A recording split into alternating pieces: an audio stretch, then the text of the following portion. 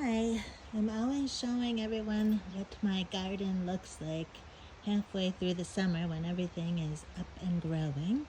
And I just wanted to show you for a change what it looks like when everything's just been planted. So I finally finished planting all my vegetables and all my seeds, and now I can go on vacation on Sunday.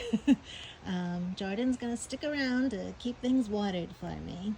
But this is what an empty vegetable garden looks like. I got the beans. They're always like the first to sprout, just sprouted. And these are my little radishes. And I see a couple of spinach coming up, but not much, but the Swiss chard is coming up. The broccoli, as always, is doing exceptionally well, except this little guy. I think he's gone. But the rest look fabulous. Very, very healthy. Very big already. I grow broccoli very well for some reason. The peas, when I get back from vacation, if I don't see more germinated, I'm going to have to plant some more because I'm just seeing like a couple here and there. This bed just has potatoes and onions and carrots. And again, a few peas that you can see just popping up out of the ground. And a little cucumber seeding I'm seeing.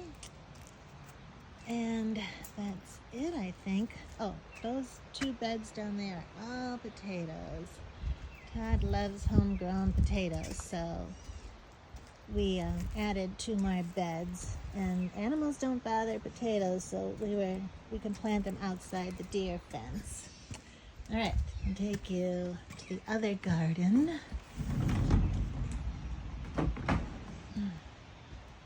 It's on the other side of my porch.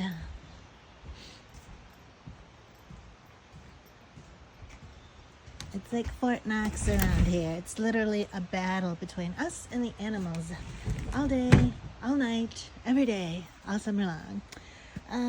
Got the tomatoes planted against the fence, and I'll trellis them.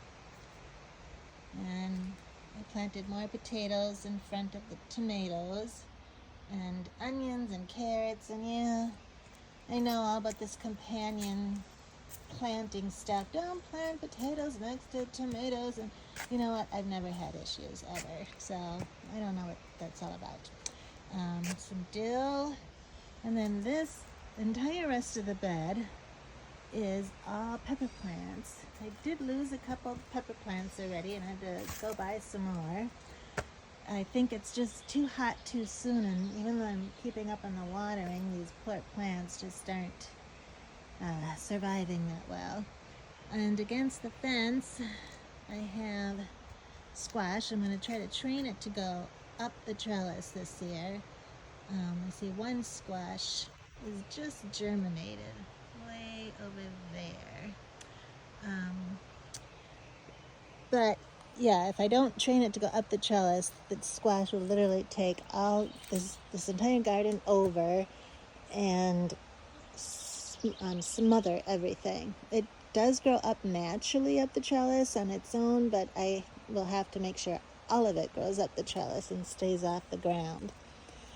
And because hubby bought me a juicer this year, and just about every recipe I come across is for a juice recipe is beets in it. I decided to grow beets, and these sprouted really nice really quickly. And this year, if I can get this other cage door open, like I said, Fort Knox around here. We have everything. Coons, gophers, woodchucks, deer. It's just terrible. I mean, it's wonderful because I love the wildlife, but they can destroy a garden overnight. This is something my husband added for me last year because he didn't like to dig up the garden beds and then have to deal with stuff that was perennial, like the chive or the lemon balm or the raspberry. I know what you're gonna say. Oh, raspberries are so invasive. Nope, this right here is a raspberry shrub bush, and it just stays nice and compact and put. It doesn't send runners everywhere. More dill. This is a new kale I found at Klinger's. It tastes delicious. I'm so excited because I don't like the taste of kale, but I know it's good for you and you have to eat it. And this one's a lot less bitter. It's like a red Russian kale. It's very pretty too. It's got like purple stems and pretty green leaves.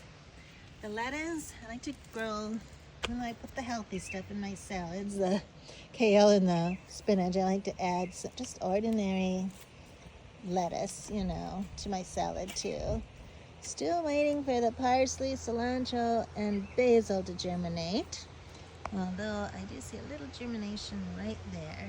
And this is oregano, which is a perennial, and more kale.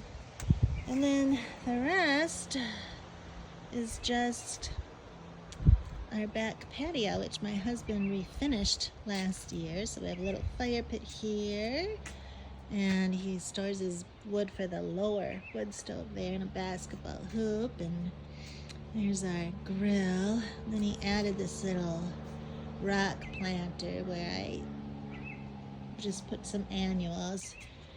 And then it's kind of messy because he's still building stuff, but this is like our backyard dining area, so we can eat fly free, because the second you light up the grill, every fly in the entire woods comes and surrounds you, and so it makes dining out miserable unless it's behind a screened in porch.